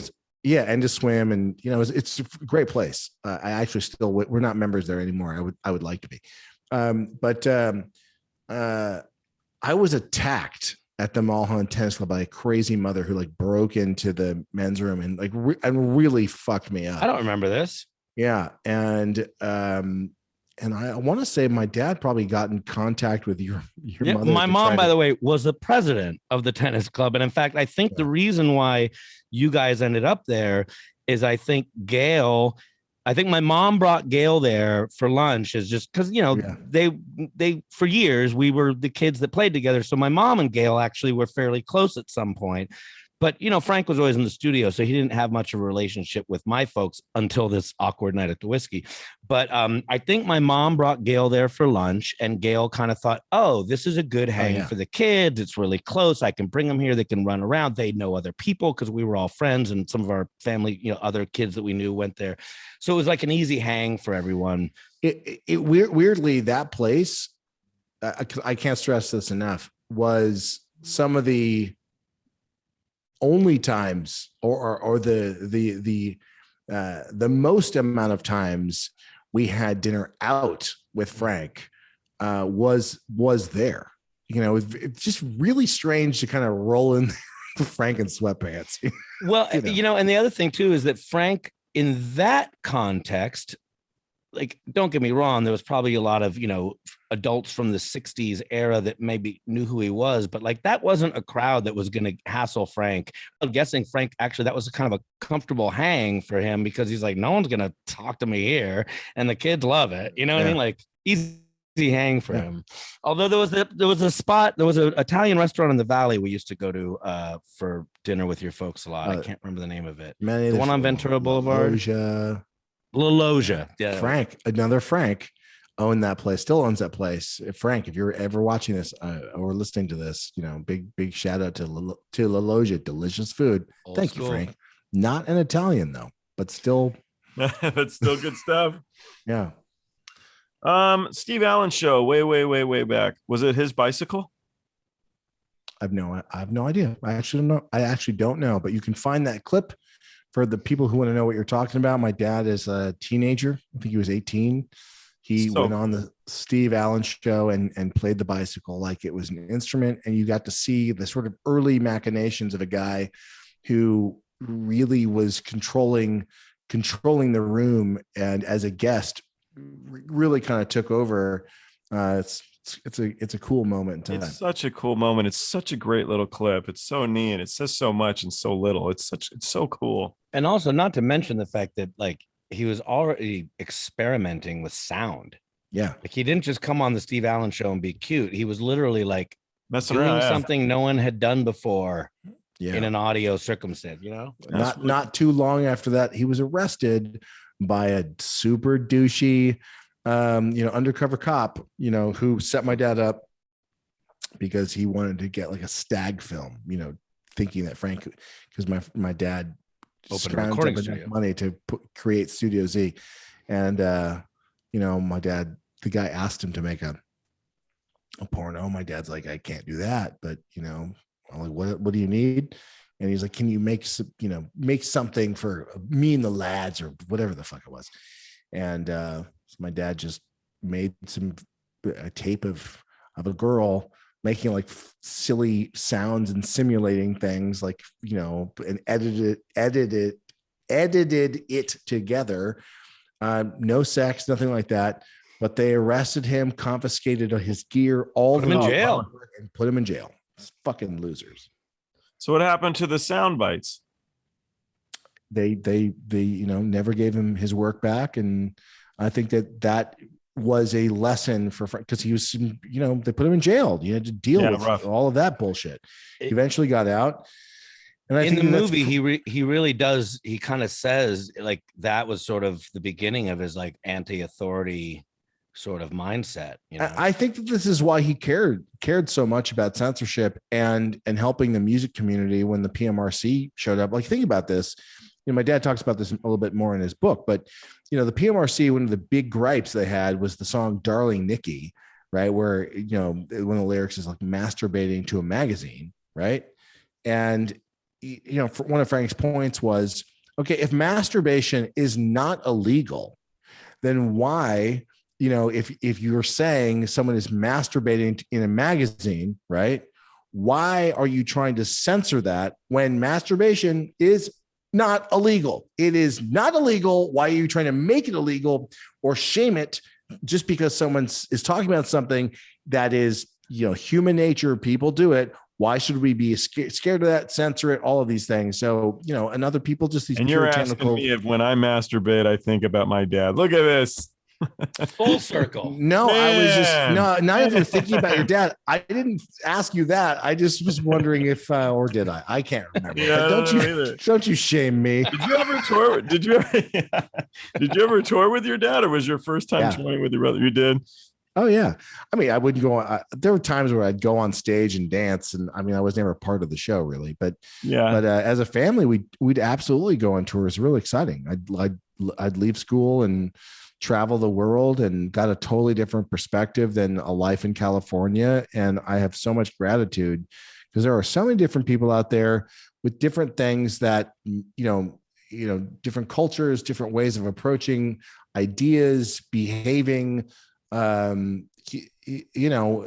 in America, we are not the be all end all. And culturally, I think we could all learn to agree to disagree and to have mutual respect. And I got a big dose of that through the point of view of certainly my mother and father's, the way that the lessons they taught us to appreciate every culture and everybody regardless of where you come from, what you look like, color of your skin, all of that. But, you know, by seeing it in practice and experiencing culturally, things are very different than, you know, living in the Hollywood Hills in California.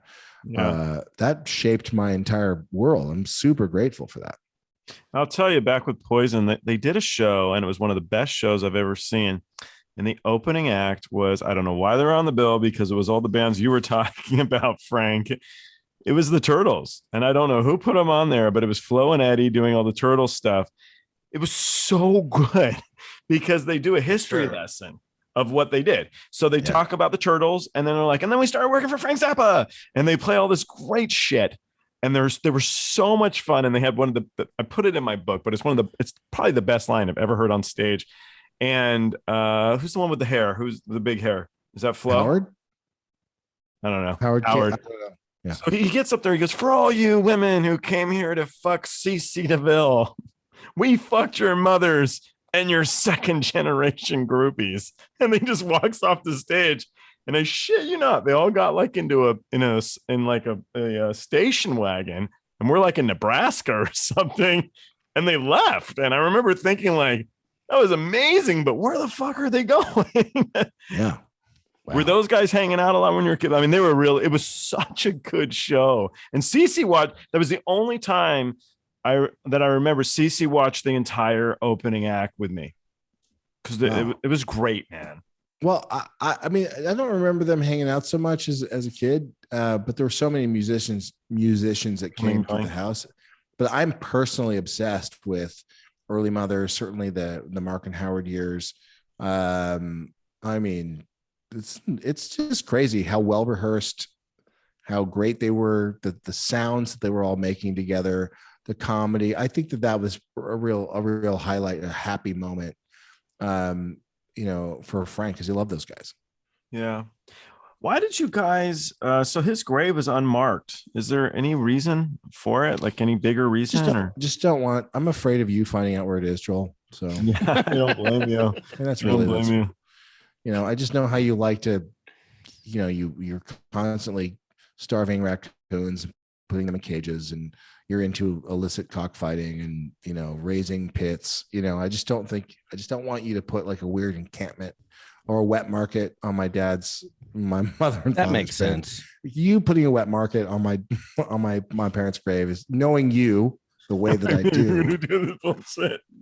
I can't live with that idea. So that's specifically, it's your fault. Fair enough.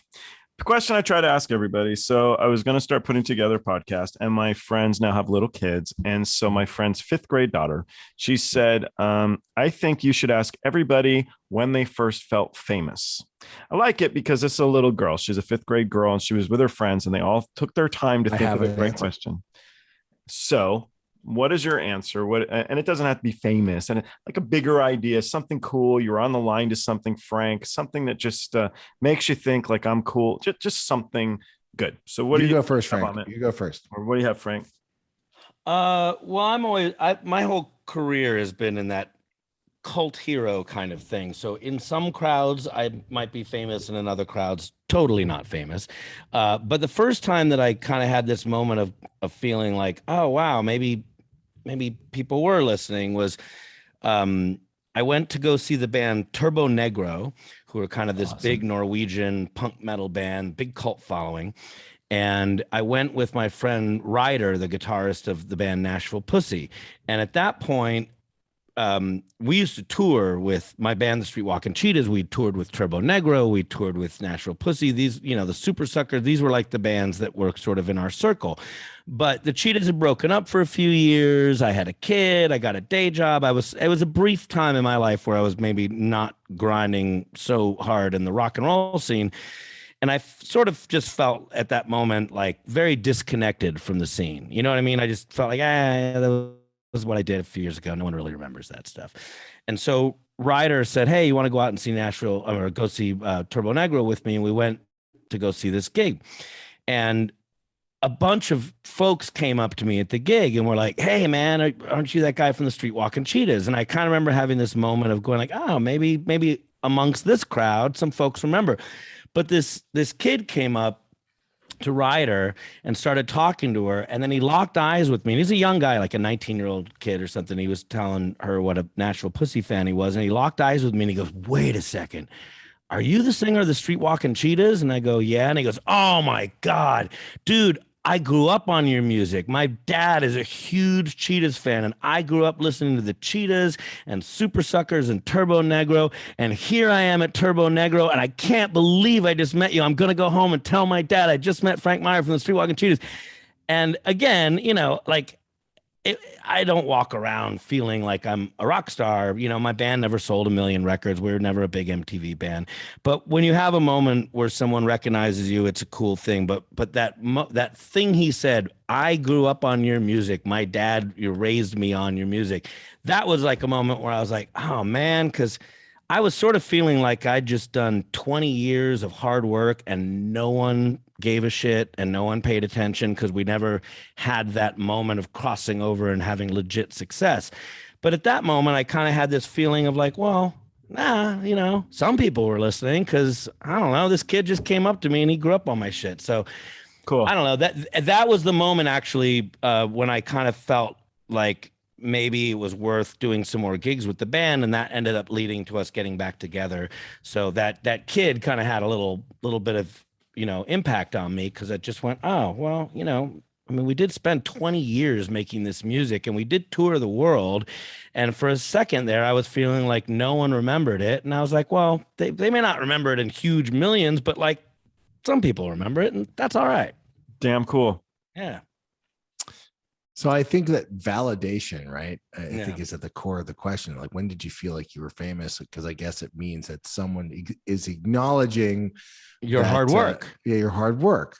Mm-hmm. And for me, I was at a scleroderma foundation. I was a teenager, and Richard Belzer was a comedian I loved. Right? Bells. I cannot remember the joke that I told him, but and I think that this is, you know, if I'm really unpacking this moment, I told him a joke and he looked at me. I made him laugh really hard, and he was like, "You are really funny." Right? Nice. And the fact that he was a comic telling me that, and I guess in the household I grew up in, where comedy was like a currency, and I was always trying to make people laugh, and I still think at my core, the thing that brings me the most joy is if I can make people laugh weirdly, like as a storyteller. Like that's a joyous moment. And I've tried to make people laugh through music that I've made or been on stage with my brother. And, you know, in all aspects, I think that's like a pretty good emotion. If you can make someone laugh, that's a great feeling. And that to me was a absolute confidence builder, game changer for me. So Richard Belzer, I've always had this, you know, kind of appreciation and love for him. And, but I also think at that moment, I thought he could have been the lead singer from Sha Na Na as well. So Richard Bowser. Yeah, exactly. Oh no. Remember what was the Bowser move? This one. Yeah. This something like that. Right. And then he would just put his mouth open. Yeah. You imagine being so famous that your catchphrase isn't even a phrase. It's just opening your mouth and striking a pose. And people are like, love that guy. Love that guy. Wish I had a fucking Sha Na Na gold jacket right now. I was really friendly with Phyliss Diller. And wow. Yeah. And she said the same to me. She told me how funny I was. And I was like, well, coming from you, that's the cool shit. That's a funny lady right there. That means a lot, you know. I think I had a crush on Phyliss Diller because she was so funny. I always thought she was so cool. Oh, yeah, so brilliant. I was my first date, I've been with my girlfriend for 10 years. And our first date, I took her to meet Phyliss Diller to see. Wow, that's a heavy first date, bro. Yeah. Okay. Something that we should all watch together. And then I just have to tell you that my phone is blowing up. My kids need me. So I gotta exit this fucking awesome time. But Joel, we have to do this again. Yeah. But the Mad Monster Party, Phyliss Diller. I was so aware as a kid that Phyliss Diller was the voice because she has this, you know, totally recognizable voice. We need to have a Mad Monster Party watch-a-thon. Yeah, Mad Monster Party. How has no one rebooted that? I mean, didn't they do that with Hotel Transylvania? Or I guess also Monster Squad, you could say, is sort of the same concept. Bunch of monsters. Is it Hotel Transylvania? What's the thing that Adam Sandler did? Yeah, no, that's what Adam Sandler is the Hotel Transylvania one. Right. Yeah, that is, I think, like, that is. Well, what about Transylvania 6500 with Ed Begley Jr. That's Jeff what Goldblum. That's the sound, if I recall, that the phone made. Like, in Transylvania 65000. Ed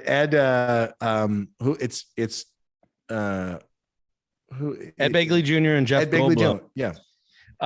Also, and sorry, this is the nerdiest interview you've ever done, clearly, but just because I know Ahmet and I are brainwaves, I'm going to just say a random thing, and I know he's going to give the right answer. What is the sound that the weird homeless guy in the Wiz in the subway with the weird slinky guys? You know what I'm talking about? Terrifying. It's the most terrifying. Remember that sound though? Yeah. No, it's fucking terrifying. Terrifying. Yeah. Sound and image of my entire life is from the movie The Wiz. No, those fucking trash can monsters in that thing. And the weird, he's got those weird puppets that get bigger and they make that. Yeah. Oh. Yeah. I got one final question, but it's an easy one. It better have to do with the movie Super Fuzz. It should. That would have been full circle. So I'm very fortunate. I told you I was a memorabilia dealer, and I have the original handwritten sheet music to Pink Floyd, The Wall. I have Bob Ezrin's sheet music, and I have Michael Kamen's sheet music. It's roughly 200 pages. Wow, I know Bob. I used to work with Bob Ezrin, by the way. Ooh, I want to talk to him because I want to know why his sheet music's with me, and it has Ace written there. It's got to be Ace Frehley's phone number, right? You can reach out to me. I can put you in touch with them. I'll do it. But it's going in the Pink Floyd museum tour, and I'm wondering if you've ever thought about doing a Frank Zappa museum tour like Pink Floyd's been doing, because it's been so well received in so many places, and at the end of the day, it's just fucking cool. So my idea of a good time so that fans can have unparalleled access. It is challenging to organize this stuff, and if you're moving from city to city or staging it, first of all, there has to be enough people that want to have a Zappa experience.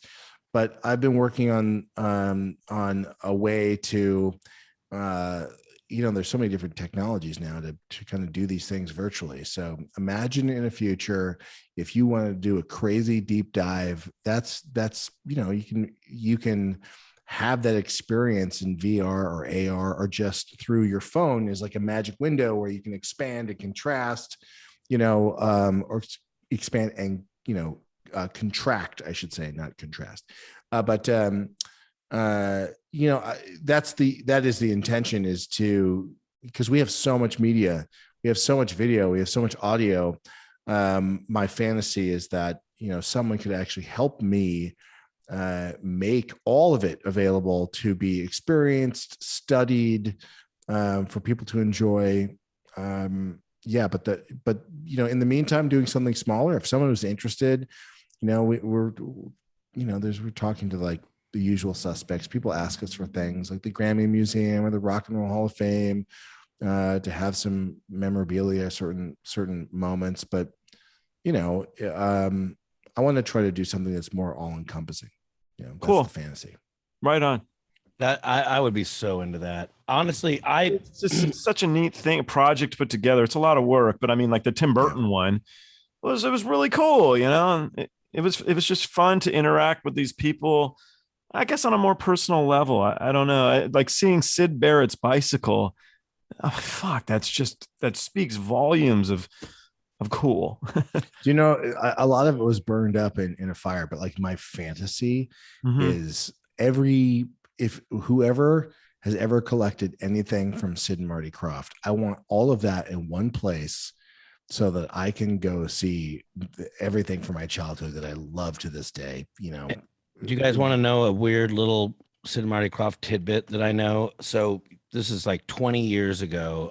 Our mutual friend Lindsay Parker and I, Ahmet, we went to go. It was at the Writers Guild of America, I think, or maybe the Directors Guild. But Sid and Marty Krofft showed a bunch of their work and then did a Q&A and sort of talked to the audience about, like the history of, Sid and Marty Krofft. And at one point during the Q&A, someone had asked them, the Bugaloos, what's the deal with the fact that they were all British and the show seemed to have, this British thing going on, but all the other Sid and Marty Krofft shows seem to be American. And they said, well, we did that one with this British production company that we teamed up with, and we actually shot all that in England. And a funny story is, and I have never heard this story except when they said it live in the room, they said Mick Jagger personally picked the female Bugaloo.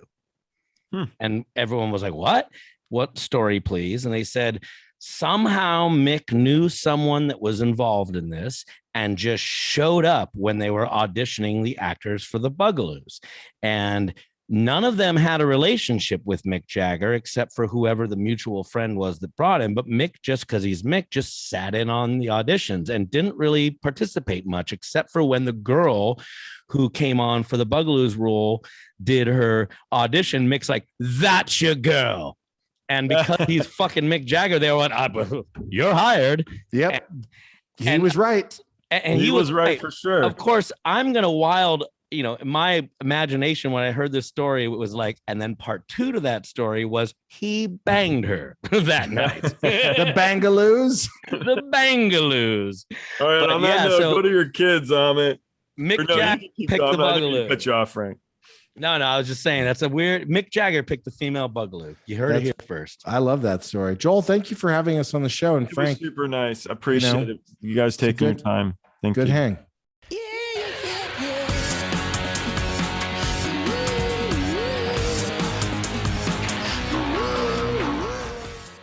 Hey, thanks for watching Party Like a Rock Star.